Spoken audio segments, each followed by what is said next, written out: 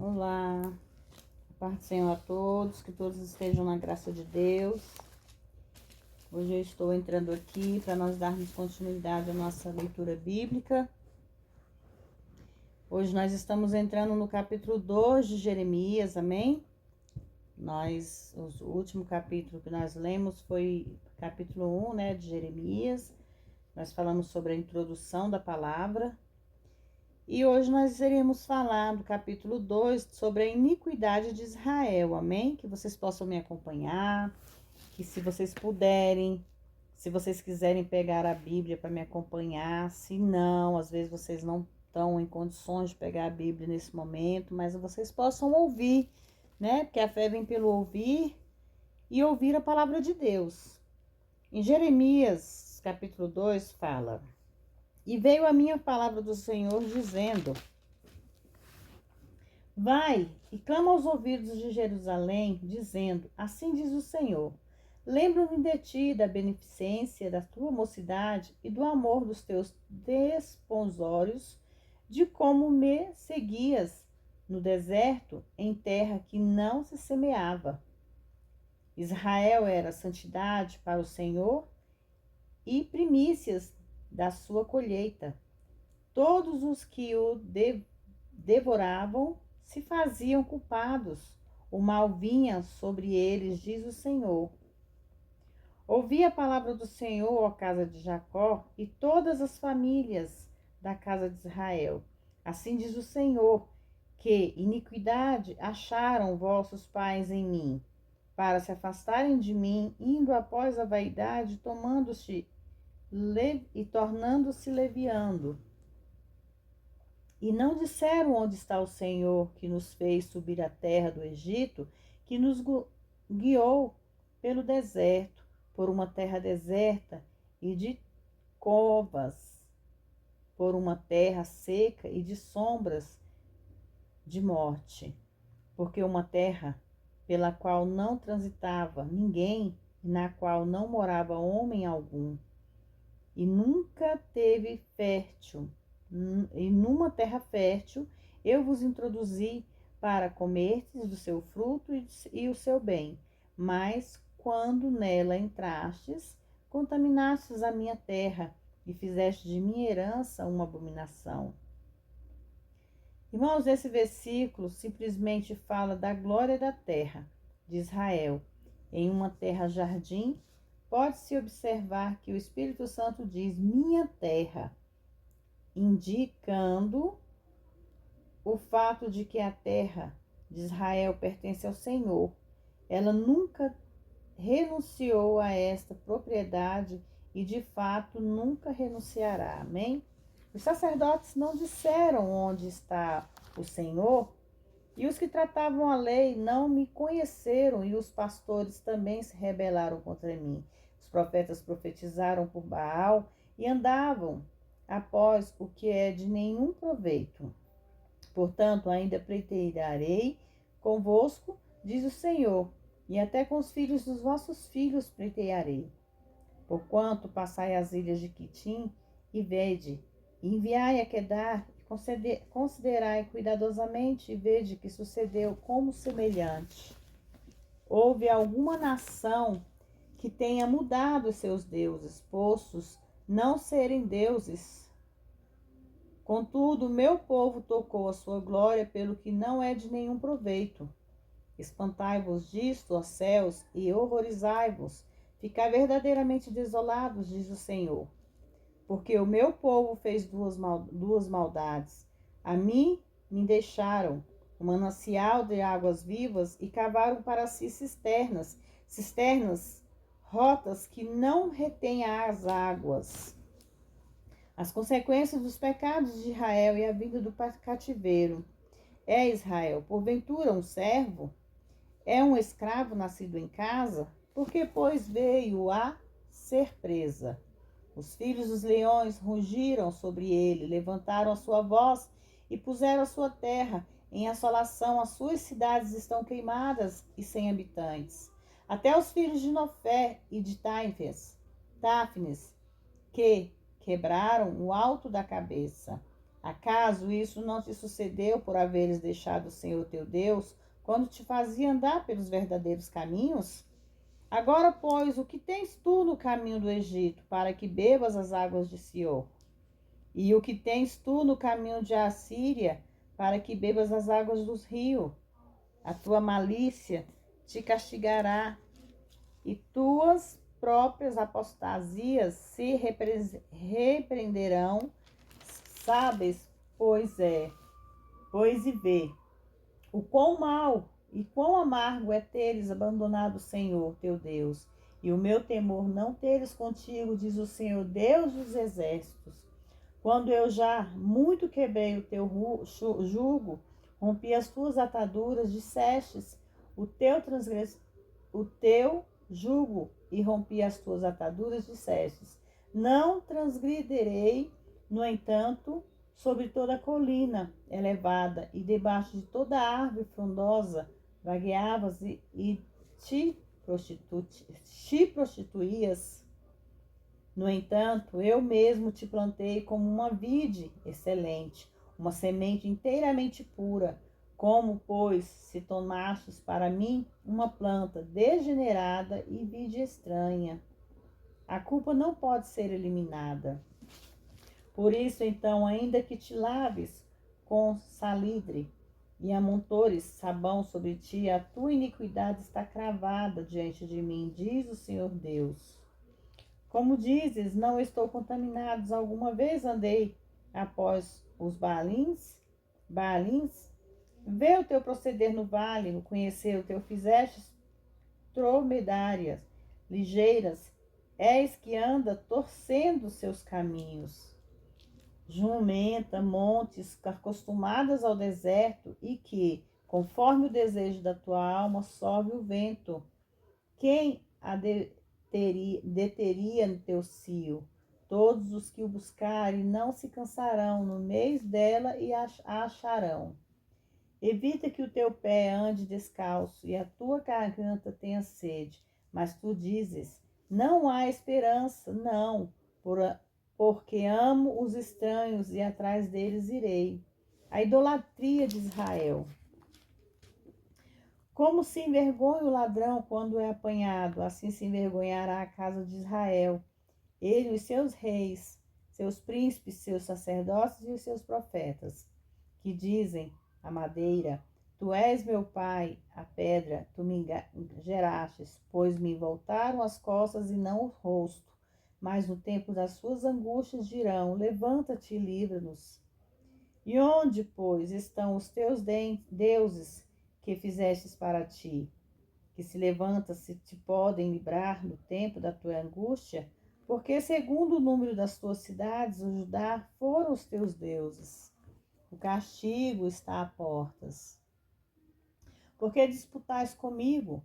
Todos vós transgredistes contra mim, diz o Senhor. Em vão castiguei os vossos filhos, mas não receberam a correção. A vossa espada devorou os vossos profetas como um leão destruidor. Ó geração, considerai-vos a palavra do Senhor. Porventura tenho sido eu para Israel um deserto, uma terra de trevas? Porque então tem dito o meu povo, senhores, somos, não mais tornaremos a ti? Esqueceste, porventura, a virgem dos seus enfeites, ou a esposa dos seus ornamentos? Dotável, o meu povo se esqueceu que de mim por mim inumeráveis dias? Por que ornamentais o teu caminho para achares amor? Pois até as malignas ensinastes os teus caminhos, e até as orlas das tuas vestes se achou o sangue das almas dos pobres, dos inocentes. Vão, não cavei para o achar, pois se vê em todas essas coisas. E ainda dizes, por que vou? Sou inocente. Certamente a sua ira se desviará de mim. Eis que eu entrarei em juízo contigo, porquanto dizes, não pequei. Para que se desvias tanto mudando os seus caminhos? Também do Egito serás envergonhada, também como fostes envergonhada da Assíria. Também sairás daquele com as tuas mãos sobre a sua cabeça, porque o Senhor desprezou as tuas confianças e nela não prosperarás. Amém? Irmãos, os esquemas ousados que estão baseados nas promessas humanas é que ignoram Deus e nunca prosperarão, porque o Senhor desprezou as tuas confianças. Refere-se ao fato de que Deus não permitirá que essas alianças, nem alianças propostas, venham a prosperar. Elas não eram dele, de modo de que ele não pode sancioná-las. Assim é Deus para com todos os esquemas humanos. Amém? Capítulo 3. O povo se recusa a se arrepender-se. Eles dizem: se o homem despedir a sua mulher, despedir a sua mulher, e indo-se essa dele e se ajuntar com outro homem, voltará ele ainda para ela? Não estará aquela terra grandemente poluída? Tu, pois, se prostituístes com muitos amantes, mas ainda assim torna para mim, diz o Senhor. Vamos falar um pouquinho sobre esse capítulo, irmãos. O povo se recusa a se arrepender-se. Olha só, eles dizem: se o homem despedir a sua mulher, e indo ela dele, e se ajuntar com outro homem, voltará ele ainda a ela? Não estará aquela terra grandemente poluída? Tu, pois, se prostituístes. Esse versículo, a pergunta: e se ajuntar o outro homem, voltará a ele ainda para ela? Refere-se ao mandamento em Deuterônios 24:1-4. O Espírito Santo está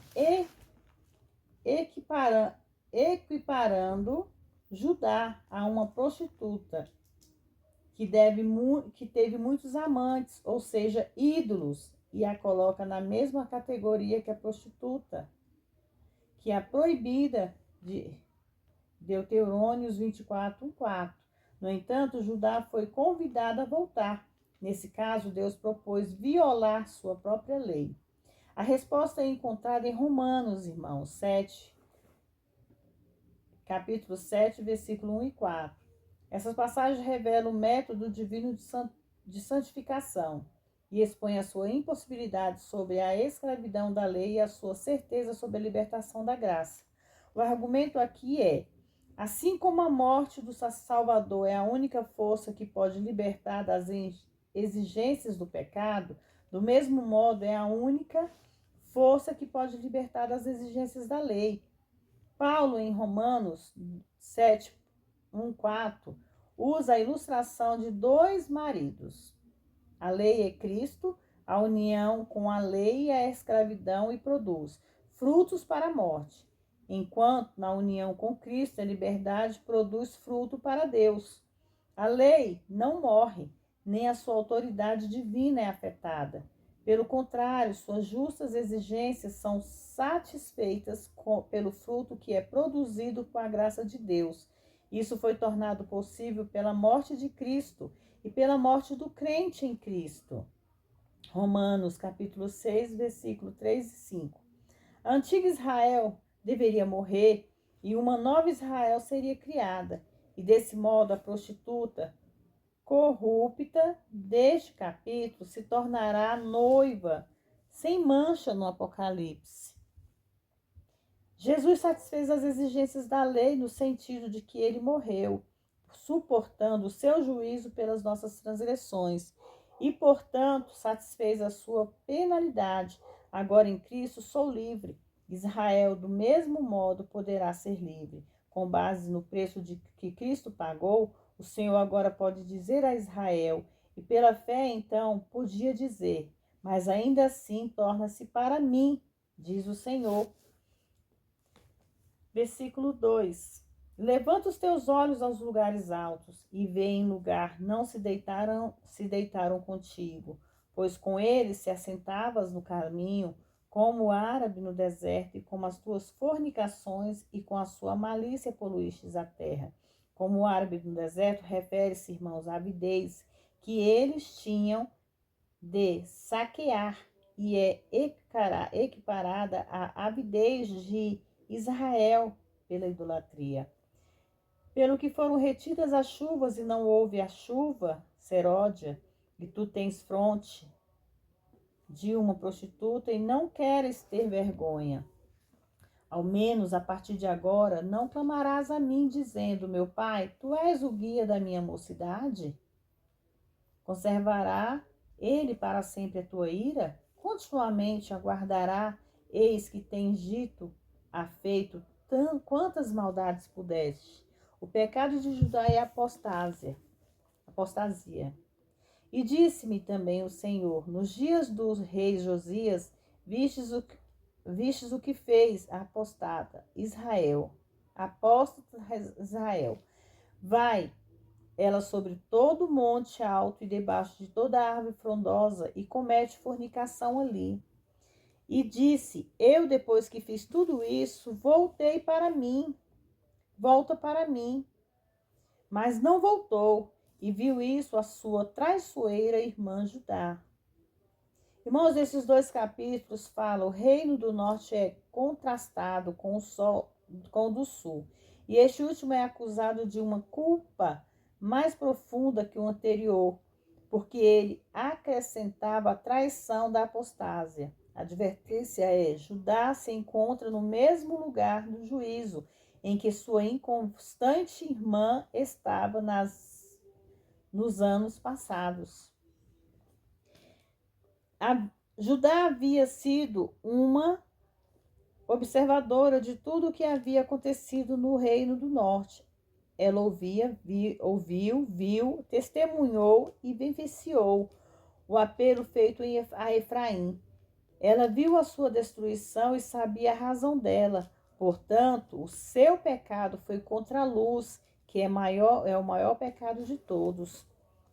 Versículo 8. Eu vi quando, por causa de tudo isso, por ter apostado a Israel cometido adultério, eu a despedi e lhe dei carta de divórcio, e não teve temor a rebelde Judá, sua irmã, mas foi-se também ela mesma e se prostituiu. E aconteceu que pela leviandade da sua fornicação a terra foi contaminada e cometeu adultério com pedras e com pilares. E contudo que isso, sua traiçoeira irmã Judá não se voltou para mim de todo o seu coração, mas fingidamente, diz o Senhor. E me disse o Senhor, já a rebelde Israel justificou mais a sua alma do que a desleal Judá. O arrependimento libera a misericórdia de Deus. Vai, proclama essas palavras para o lado norte e diz: volta, ó rebelde Israel, diz o Senhor. Eu não farei cair na minha ira sobre vós, porque misericordioso sou eu, diz o Senhor, e não guardarei para sempre a minha ira. Somente reconhece a sua iniquidade, que contra o Senhor teu Deus transgrestistes, e estendestes os teus caminhos aos estranhos, debaixo de toda árvore frondosa, e não destes ouvidos à minha voz, diz o Senhor. Convertei-vos, ó filho, rebeldes, diz o Senhor, porque eu sou o vosso esposo, e vos tomarei a um de uma cidade e a dois de uma família, e vos levarei a Sião, e vos darei pastores segundo o meu coração, os quais vos apacentarão com ciência e com inteligência. E acontecerá que quando vos multiplicardes e crescestes na terra, naqueles dias, diz o Senhor, não se dirá mais a arca da aliança do Senhor, nem virá os pensamentos, nem se lembrarão dela, nem a visitarão, e isso não se fará mais. Naquele tempo chamarão Jerusalém o trono do Senhor, e todas as nações se juntarão, e ela no nome do Senhor em Jerusalém, e nunca mais andarão segundo a imaginação do seu coração maligno.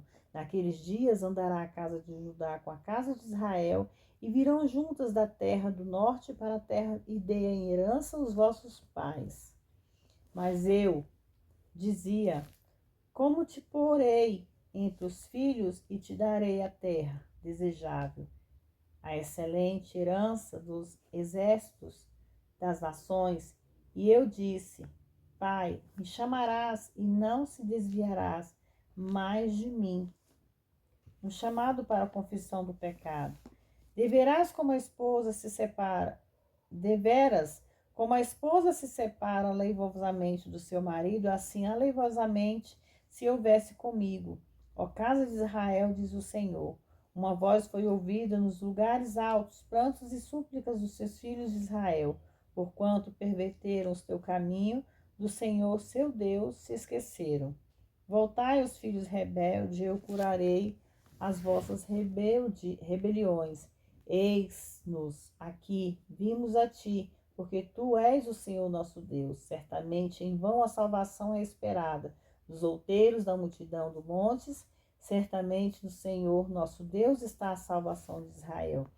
Porque a vergonha consumiu o trabalho dos vossos pais, desde a nossa mocidade, os seus rebanhos, os seus gados, os seus filhos e suas filhas. Jazemos na nossa vergonha e a nossa confusão nos cobre, porque pecamos contra o Senhor nosso Deus. Nós, os nossos pais, desde a nossa mocidade até o dia de hoje, e não obedecemos à voz do Senhor nosso Deus. Amém? Irmãos, no versículo 20. Nessa passagem, o Senhor claramente lembra Israel da sua traição anterior. Ele usa o exemplo de uma esposa infiel. Ele se equipara ao marido de Israel. No versículo 21, o Messias, quem fala, no versículo 21, os aplicantes retornaram sua primeira parte do versículo, irmãos. O Messias, outra vez, e no restante do capítulo, os exilados que retornaram. Do Senhor teu Deus te esqueceram. Refere-se agora a cerca de 2.600 anos atrás, irmãos. É um tempo muito longo para se esperar do Senhor. Durante esse tempo, Israel sofreu como pouco tem sofrido. Esse será o chamado do Messias e inconstantes Israel imediatamente depois da segunda vinda. Finalmente, a resposta será dela positiva. O argumento deste versículo 23 é que tão certamente quando é vã a libertação, irmãos, que se espera da multidão dos ídolos colocados sobre as colinas e as montanhas, assim dão certamente é a salvação, uma certeza, quando é buscada no Senhor. Portanto, o salmista disse que não elevaria os seus olhos para os montes, ou seja, para os ídolos sobre as colinas, porque nenhuma salvação se obtém deles, mas eles elevariam os seus olhos para o Senhor, que é o Senhor Deus, irmãos. Porque ao levantar os olhos aos montes, estariam se levantando os olhos àqueles deuses que eles tinham colocado nos montes. Então, eles deveriam se levantar os seus olhos somente ao Senhor. No versículo 24, servir a Deus enriquece e enobrece. Servir aos ídolos degrada e empobrece. Os seus rebanhos e os seus gados, fala dos animais sendo oferecidos em sacrifícios aos ídolos, e também aos seus filhos e suas filhas. Durante o tempo dessas rebeldias, foram oferecidos como sacrifícios humanos, irmãos, aos ídolos. Imagina se Deus iria concordar com um pecado desse. Você pegar os seus filhos, seres humanos, para oferecer aos deuses. Se nem quando Deus fez com que Isaías levasse o seu filho ao sacrifício, Deus não deixou que ele terminasse o sacrifício, irmãos. Imagine como Deus iria agir se as pessoas pegassem os seus filhos, matassem, dizendo que estavam oferecendo ao nosso Deus. E eles estavam oferecendo sacrifícios humanos a deuses desconhecidos. Aqueles deuses, irmãos, aquelas imagens, aqueles deuses que não falava, não ouvia, não sentia. Você não sentia nada por ele. E o nosso Deus verdadeiro, a gente sente. A gente pode não vê-lo, mas a gente sente. Porque o Espírito Santo está sempre ao nosso redor e está dentro de nós. No capítulo 23, 25, a queda do homem tomou o controle da vida nas mãos de... Perdão, irmãos. Na queda, o homem tomou o controle de sua vida nas mãos de Deus e o colocou no seu próprio domínio, ou seja, Satanás, a vergonha e a confusão são resultado. Então, Israel confessa o seu pecado, a rebelião. Até mesmo desde o início, agora não há rodeios, nem esforços de autojustificação. É apresentada uma admissão franca e pública do pecado e do fracasso. E não obedecemos à voz do Senhor nosso Deus. Essa oração é ação de arrependimento. Acontecerá imediatamente depois da segunda vinda do Senhor, irmãos. Irmãos, nós temos que entender que nós temos que adorar somente a Deus, ao nosso Deus vivo.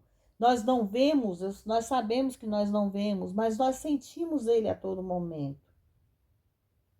E o momento de sentirmos é o momento que nós temos que orar. Como fala a oração, a palavra orar.